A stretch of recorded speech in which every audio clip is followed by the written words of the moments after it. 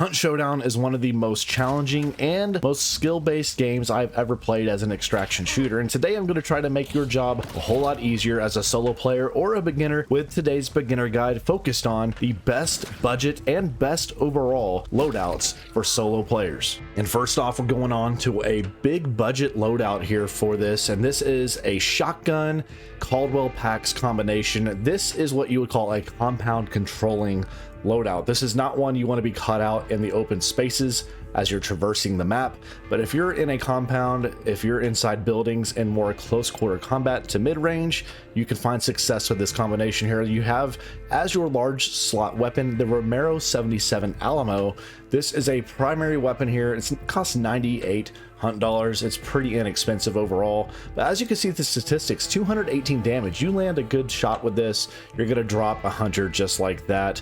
Now with this, it does, of course, you see the ammo right here. It has 4 shells plus 1, so 5 total in the slot there, so you're able to have a decent rate of fire overall. As you see, your cycle time at 2.8 seconds.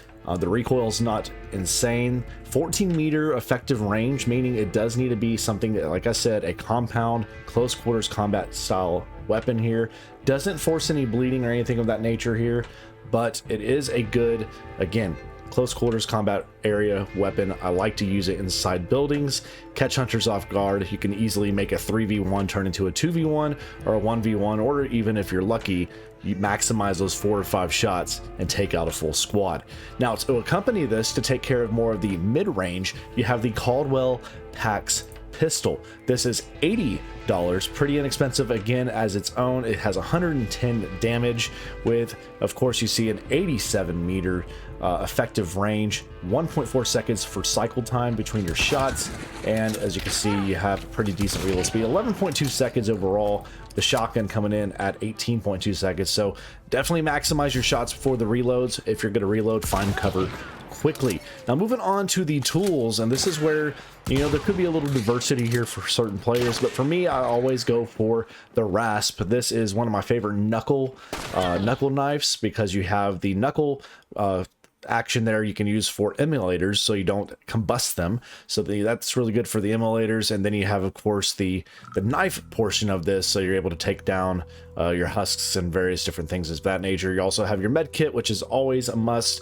Along with that being a solo, it's always best to be able to have areas and different tools to be able to, well, kind of bait and trade off with your enemies. So the blank fire decoys are huge. What these do, if you throw them out, they will imitate a sound of a gunshot on impact. So this is useful if you find yourself being pinched, or you see a group charging you and you're kind of out in a bad spot. You can play with the enemies, throw these decoys to make them think there's a gunfight coming, and sometimes that can help you get the slip or get the jump on some enemies. And then, of course, since this is a compound controlling type thing, to be able to lock down buildings and force your enemies through one vantage point that you can control, the concertina trip mines are huge. You can place 2 of these that are perfect to block doors, windows.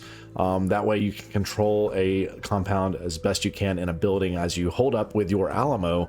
Now moving on to the consumables, we're going to focus on just 3 consumables here. Always keep that 4th slot open, because you never know what you'll pick up in some toolboxes or off fellow hunters that have fallen. Now first we go with the waxed dynamite stick, and some of you may wonder why the waxed over the regular dynamite stick, which you find right here. Well, you can see they have the same exact damage here.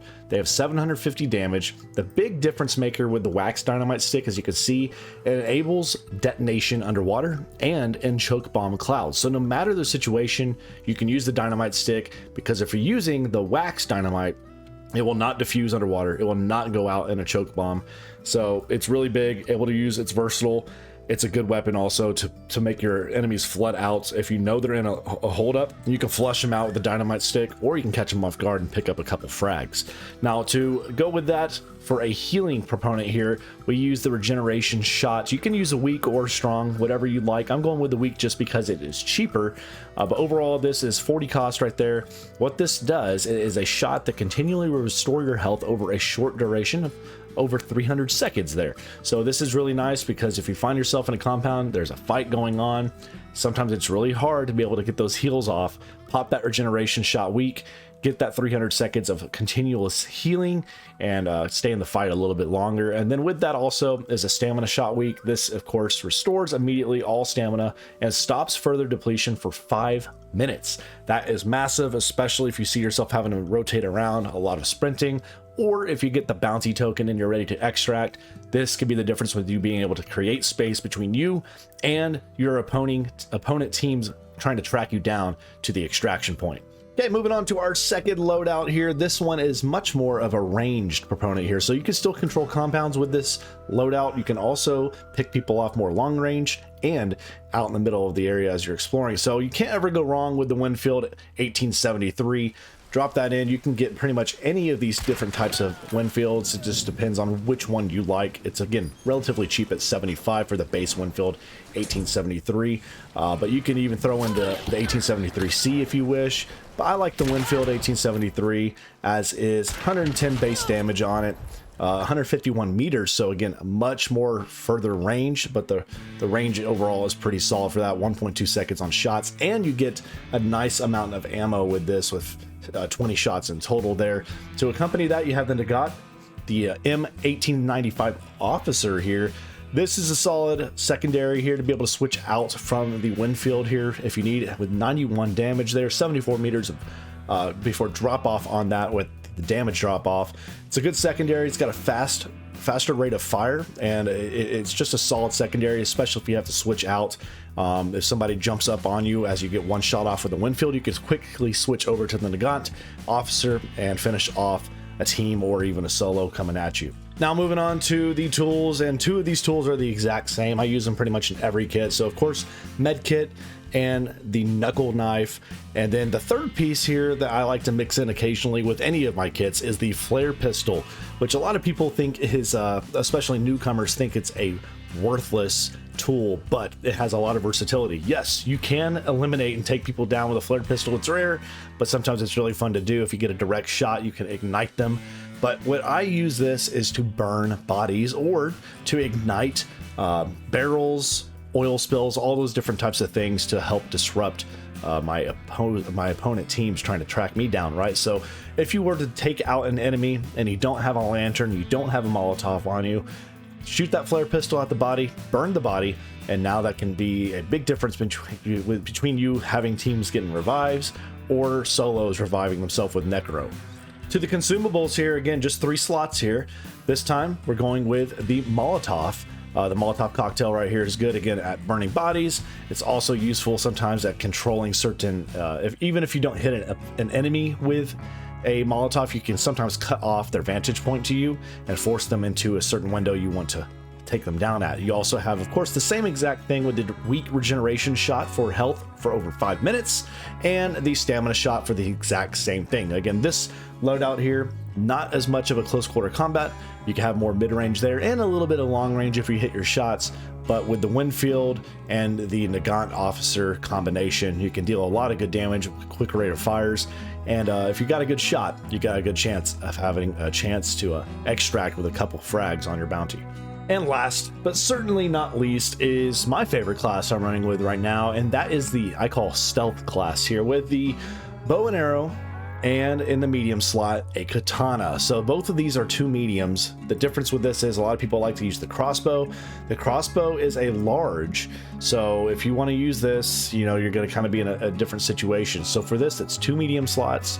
You have your bow and arrow, does 227 damage. Really quick rate of fire, being able to get another bow in there to be able to, or another arrow in there able to shoot.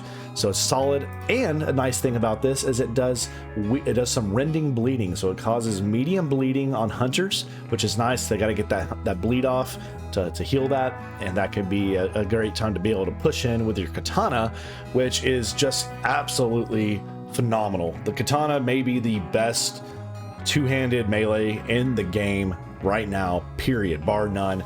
165 damage with the, let's see, the 165 damage with your melee damage, and that's upper torso type stuff. The heavy melee, if you hold and it's kind of a poking, like a thrust, that does 280. So you can, simple melee, regular click, or heavy with a hold, you can knock out enemies quickly. I've jumped in with some of these matches with this combination here, get a shot off with a bow, cause the bleeding. They go to retreat to heal, stop bleeding, push in with a katana, easy swipe, one down, catch an enemy trying to get a revive off, easy slice with the katana, take two down. It's a great weapon, a great combination here, and it's silent. Okay, now if you want to add a little extra boom to this, you can of course add on frag arrows. If you have them unlocked, you have concertina as well as poison, but I like to roll the frag arrows. That way I can sometimes, if enemies are bunched together or they're next to a red barrel, of course, I can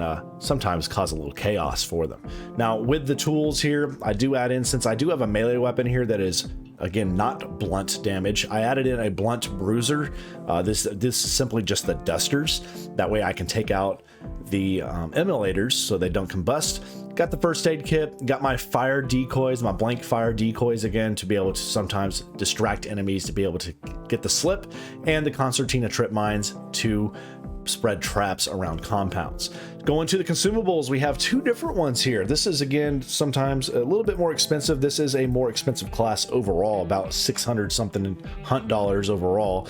But with this, I like to have the frag slash flash bomb. So flash bomb is really good, especially comboed with a katana.